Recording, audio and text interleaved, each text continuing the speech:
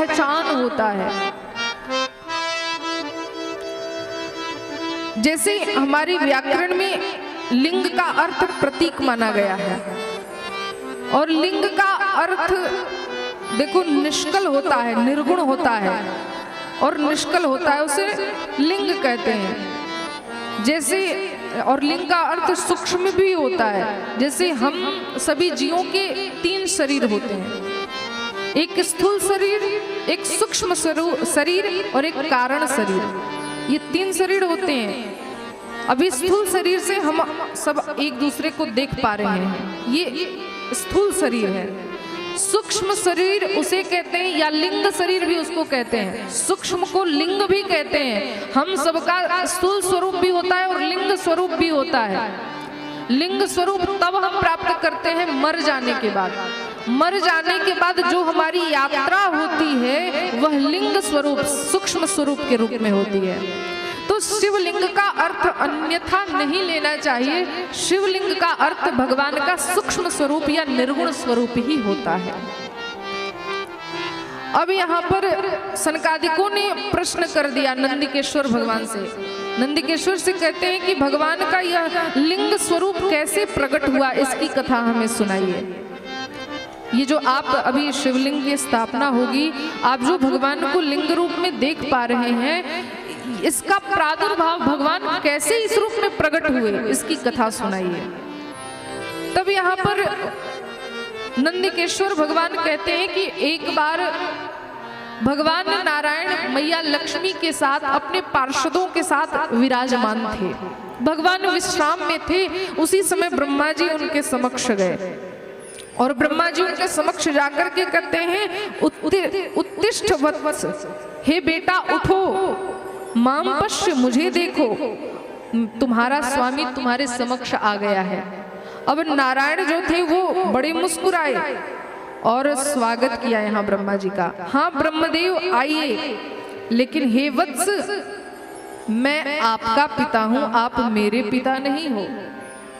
अब ब्रह्मा जी ने कहा कि ऐसे कैसे हो सकता है, मैं पूरी सृष्टि की रचना करता हूँ, पूरी दुनिया को मैंने बनाया, तुम मेरे बाप कैसे हो सकते हो? मैं सबका पिता हूँ, इसलिए हे नारायण मैं आपका भी पिता हूँ।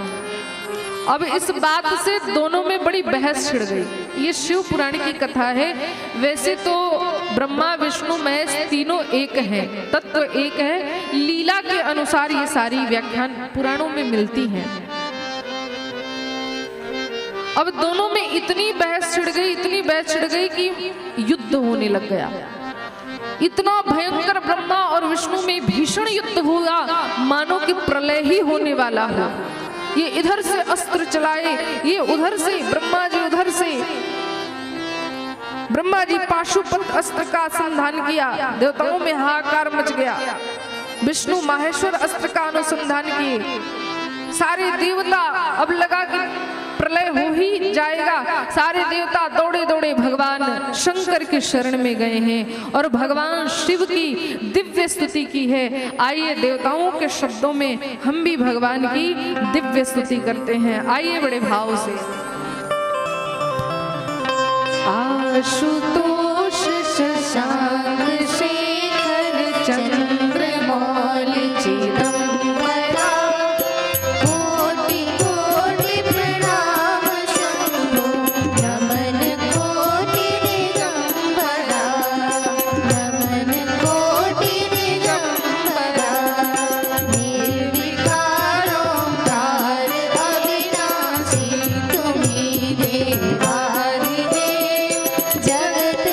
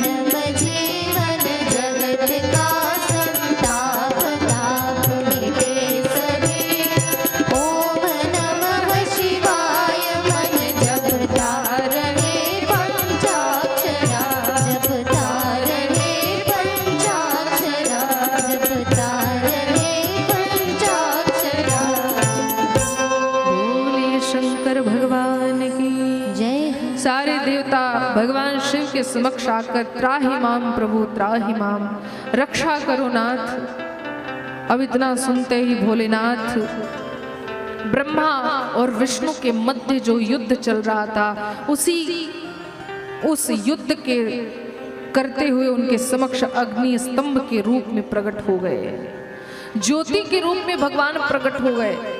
जैसे दीपक का लौ जलता है उसी प्रकार अग्नि स्तंभ के रूप में भगवान भोलेनाथ का यह स्वरूप प्रकट हो गया।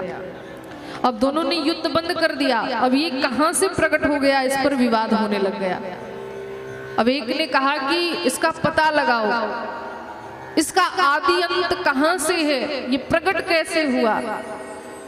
तब तक दोनों ने कहा, विचार किया आपस में, कहा कि जो इसके आदि अंत का पता लगा लेगा वही श्रेष्ठ होगा। ब्रह्मा जी ने कहा ठीक है, ये शर्त मुझे मंजूर है। कहा ठीक है, तुम जाओ नीचे।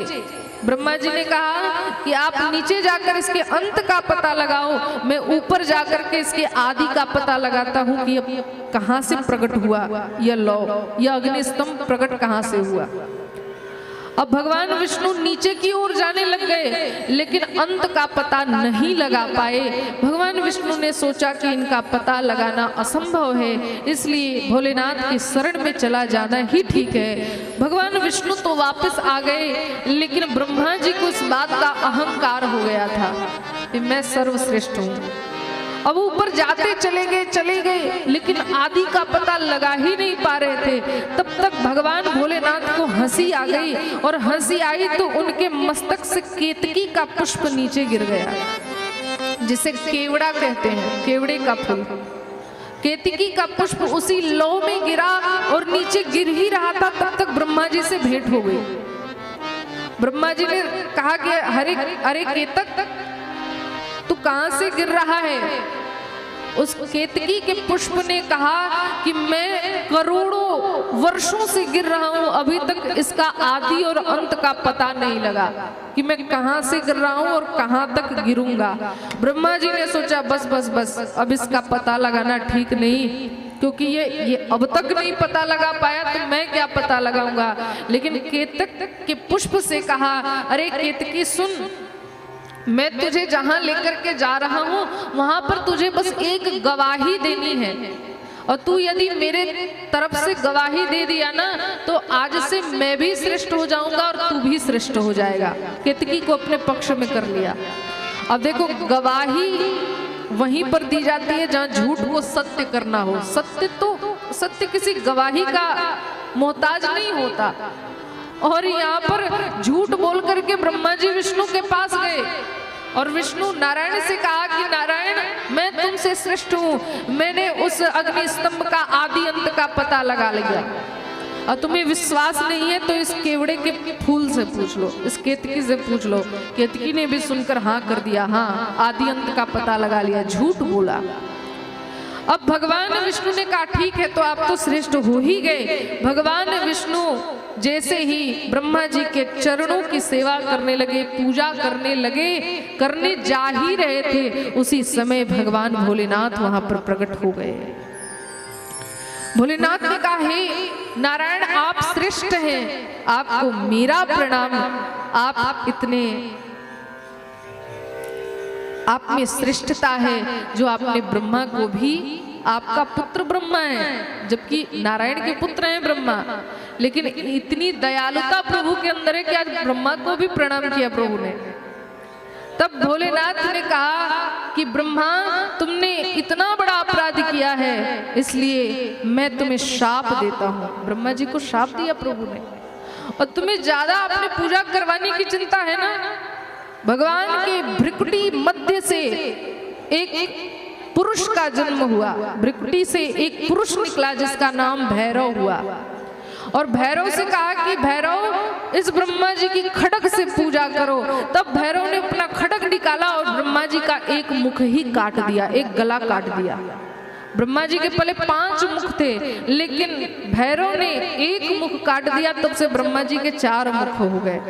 अब इस भैरव ने सोचा कि ब्रह्म हत्या का दोष लगा, तो वही भैरव काशी जी में आकर के भगवान के नाम का जाप करते करते, आज भी आप जाएंगे तो काशी जी में एक भैरव जी का मंदिर जरूर मिलेगा। वही भैरव वहां पर उपस्थित हैं। अब इधर ब्रह्मा जी को प्रभु ने शाप दे दिया भोलेनाथ ने। भोलेनाथ कहते हैं कि आपको बहुत अपनी पूजा करवाने की चिंता थी ना, मैं आपको शाप देता हूं कि आज से कभी आपकी पूजा होगी ही नहीं। और केवड़े के पुष्प के तरफ, केतकी पुष्प के तरफ देखा और कहा, हे केतकी के पुष्प, तुमने ब्रह्मा जी के झूठ में हामी भरी, हाँ कहा, इसलिए मैं तुझे भी शाप देता हूं कि आज से पूजा पाठ में तेरा कोई काम नहीं। अब दोनों भगवान शिव के शरण में पड़ गए, प्रभु ऐसा मत करो।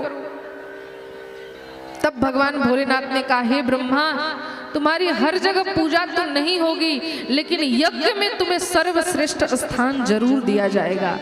इसलिए आप देखेंगे ब्रह्मा जी की कहीं पूजा नहीं होती, ब्रह्मा जी की मूर्ति कहीं आपको नहीं दिखेगी। हाँ, भारत में पुष्कर में एक ब्रह्मा जी की मूर्ति मिल जाती है, बाकी अन्य जगह पर आप कहीं नहीं देखेंगे कि ब्रह्मा की पूजा हो। और केतकी के पुष्प से कहा कि तुम्हारा काम तो मेरी पूजा में अब नहीं हो सकता, लेकिन तुम इतना अनुनय विनय कर रहे हो तो अन्य देवताओं की पूजा में तुम्हें जरूर स्थान मिलेगा और साज सजावट के लिए तुम्हारा प्रयोग किया जाएगा।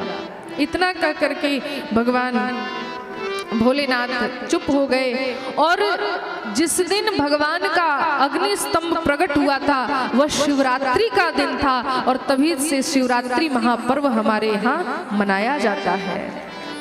अब लोग कह देते हैं कि शिव जी का उस दिन विवाह हुआ था, लेकिन यहाँ शिव पुराण के अनुसार शिवरात्रि तब से मनाई जाती है जब भगवान का उस दिन अग्नि स्तंभ प्रकट हुआ था, तभी से शिवरात्रि का महापर्व मनाया जाता है।